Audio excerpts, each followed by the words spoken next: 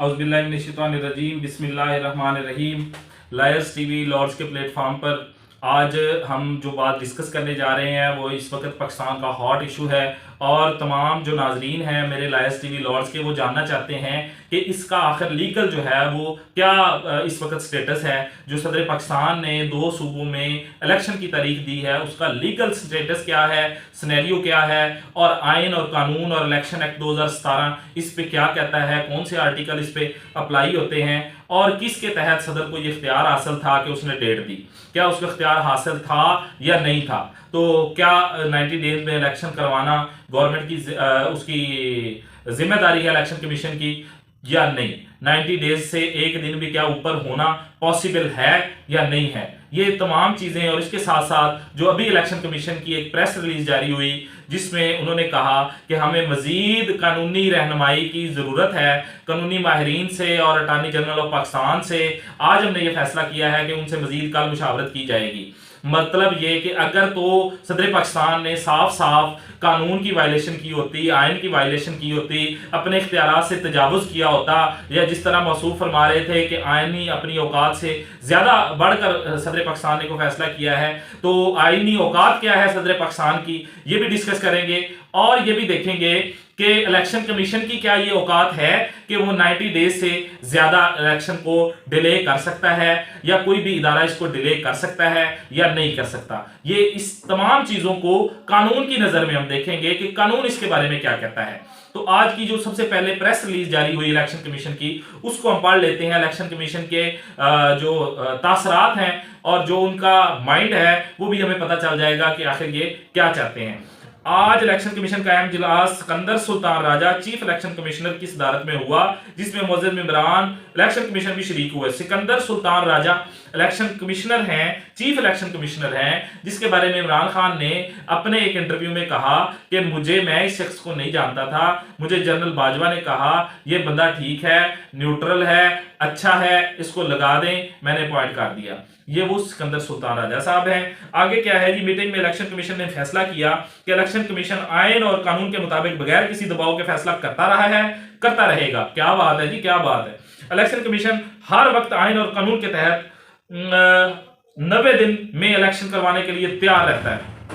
हर वक्त का मतलब ये है आज इलेक्शन हुए हैं उसके फौरन बाद चीफ मिनिस्टर बने, वो असेंबलियां डिसॉल्व कर दे, फौरन 90 दिन जो होंगे उसके आगे 90 दिन इलेक्शन होने के फौरन 90 दिन आगे जो 90 दिन होंगे तो तब भी इलेक्शन कमीशन जो है वो अपना तैयार रहता है, ये वो कह रहे हैं। हर वक्त आइन और कानून के तहत 90 दिन में इलेक्शन करवाने के लिए तैयार रहता है, मगर आइन और कानून में कहीं भी नहीं लिखा कि इलेक्शन की तारीख कमीशन देगा।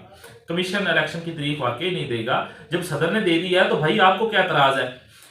हाँ, मगर मजाद अथॉरिटी की तरफ से तारीख मुकर्रर करने के बाद कमीशन फौरन इलेक्शन शेड्यूल देगा तो मजाद अथॉरिटी ने आपको इलेक्शन की तारीख दे दी है तो आप शेड्यूल क्यों नहीं जारी कर रहे।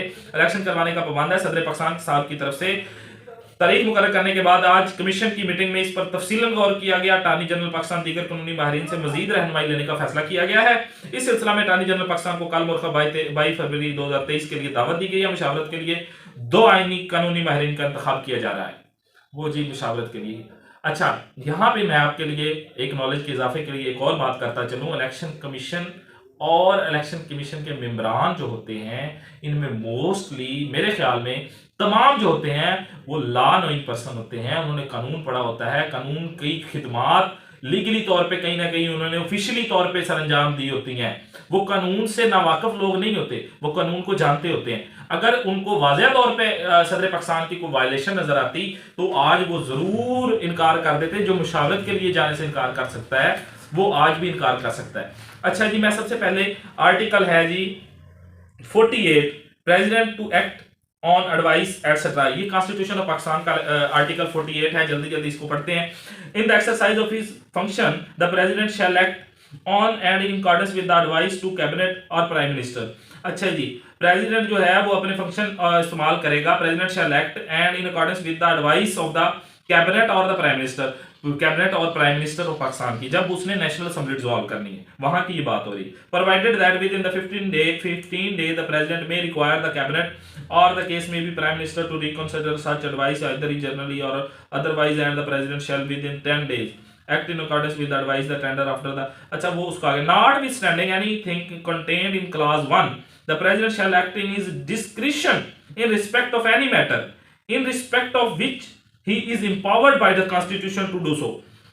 अच्छा जी, यहां पे जो 2 क्लास है ये कह रही है कि प्रेसिडेंट के पास इख्तियार हासिल है, डिस्क्रिशनरी पावर है। डिस्क्रिशनरी पावर ये होती है कि जुडिशल माइंड या कॉन्स्टिट्यूशनल माइंड अप्लाई किया जाता है और उसको ये लगता है कि कानून के मुताबिक ये बात ठीक है तो वो कर सकता है। उसको उसकी डिस्क्रिशनरी पावर है, वो मना भी कर सकता है, वो कर भी सकता है, किसी काम से रोक भी सकता है, कोई काम कर भी सकता है। कानून उसको डिस्क्रिशनरी पावर देता है। जहां पे लफ्ज डिस्क्रिशनरी पावर आ जाए वहां पे वसी इख्तियारात हम कह रहे हैं उसके पास होते हैं। ठीक हो गया जी।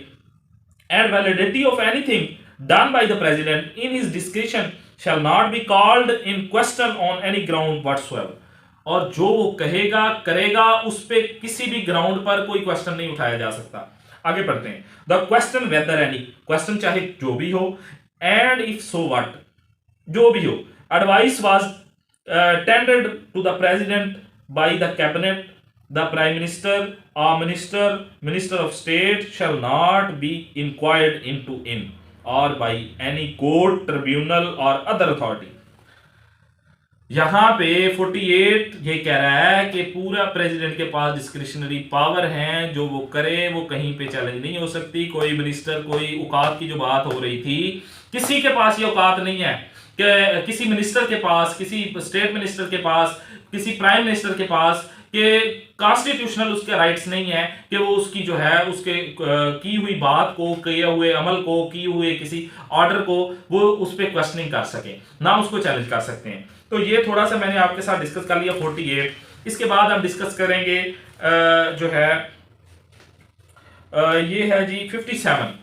57 क्या है? 57 इलेक्शन एक्ट 2017 57, जिसका बार बार जिक्र किया जा रहा है। बार बार इसका जो कानूनी माहिरीन जिनकी राय इसके उल्ट है कि ये प्रेसिडेंट नहीं कर सकते थे, उसने कर दिया है, जो कुछ कहते हैं कर दिया है। ये क्या कहता है?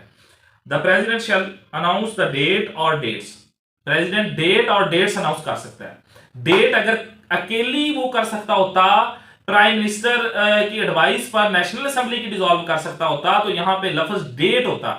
कानून जो बनाया जाता है उसकी पीछे, हर लफ्ज के पीछे लेजिस्लेचर के जो लेजिस्लेशन करते हैं उनकी कोई ना कोई उसके पीछे रीजन होती है, हर बात के पीछे, हर लफ्ज के पीछे।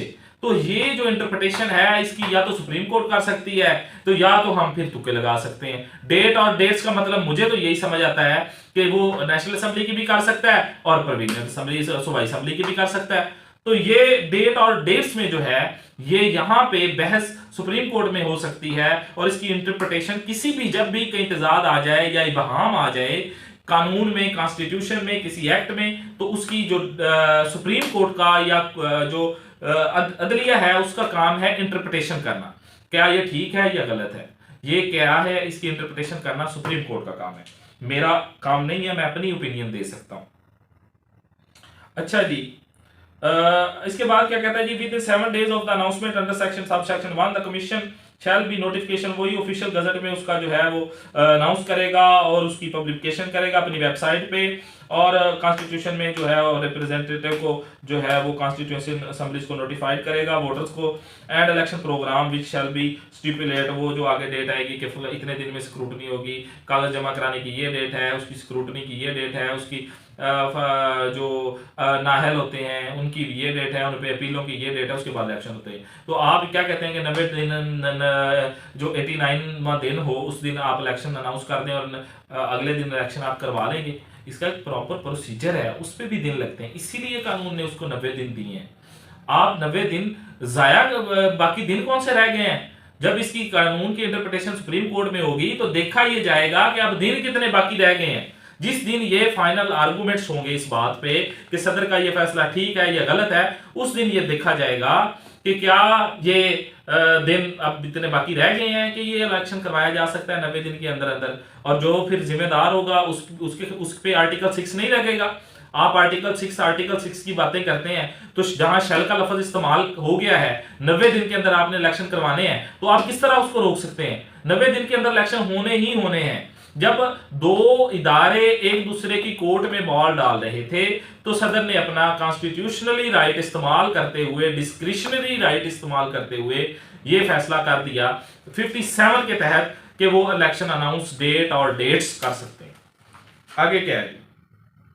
Notification of the president shall announce the date और द डेट ऑफ द, यही जो हमने पहले डिस्कस कर लिया है। उसके बाद आ जाते हैं जी गवर्नर के पास क्या इख्तियार है। जो गवर्नर की प्ली ली जाती है, गवर्नर के पास ये governor to act on advice, governor advice पर एक्ट करेगा, एटसेट्रा एटसेट्रा का मतलब आप समझते हैं, वगैरह वगैरह वगैरह। 105 है जी ये article. Subject to constitution in the performance of his function, the governor shall act on and in accordance with the advice of the cabinet or the chief minister, provided that within the 15 days the governor may require the cabinet or the case may be chief minister consider the question whether any advice was the tender the minister chief minister। अच्छा जी, इसका subsection 3 है जी, where the governor dissolve the provincial assembly notwithstanding any with contained clause 1 shall 105 article, उसका subsection 3 ये हम पढ़ते हैं, ये election के रिलेटेड है गवर्नर की। Where the governor dissolve the provisional assembly, KPK के जो गवर्नर साहब हैं उन्होंने अपने साइन के साथ असेंबली डिसॉल्व की है। दूसरी असेंबली जो है वो ऑटोमेटिकली 48 आवर्स के बाद डिसॉल्व हो गई है, वो करते ना करते वो हो गई है, उसमें वो दो राय नहीं है कि असेंबली डिसॉल्व हुई है कि नहीं है। ठीक हो गया? क्या कहते हैं जी, जब वो डिसॉल्व कर देगा, he shall appoint a date, वो अपॉइंट डेट करेगा, नॉट लेटर देन 90 डेज, 90 दिन के ज्यादा नहीं वो कर सकता, from the date of the dissolution, जिस दिन असेंबली डिसॉल्व हुई है उस दिन से आगे 91 दिन वो नहीं कर सकता। शेल का लफ्ज इस्तेमाल किया गया है, कोई पावर उसके पास नहीं है, कोई बहाना उसके पास नहीं है, दुनिया इधर की इधर हो जाए, मैं कहता हूं कोई इख्तियार नहीं है। वायलेशन होगी, आर्टिकल 6 लगेगा, जो बंदा जो सहूलतकार इस पे उसका साथ देगा।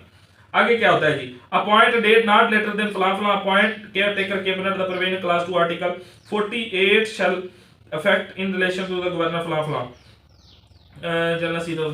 अच्छा जी, 5 यही कहता है कि उसने असेंबली डिसॉल्व करवानी है, डेट देनी है, कितने दिन के अंदर? 90 दिन के अंदर, बस ये है। अगर उसने नहीं दी तो सदर ने दे दी है 90 दिन के अंदर डेट थे, क्योंकि 90 दिन तो करीब आ रहे थे भाई, 90 दिन तो थोड़े थे। आगे प्रोसीजर कैसे करना है, अगर प्रोसीजर ही नहीं होगा तो इलेक्शन कैसे होंगे? द प्रेसिडेंट है क्या, वो भी मैं आपके साथ, there shall be a president of the Pakistan who shall be the head of the state and shall represent the unity of the republic।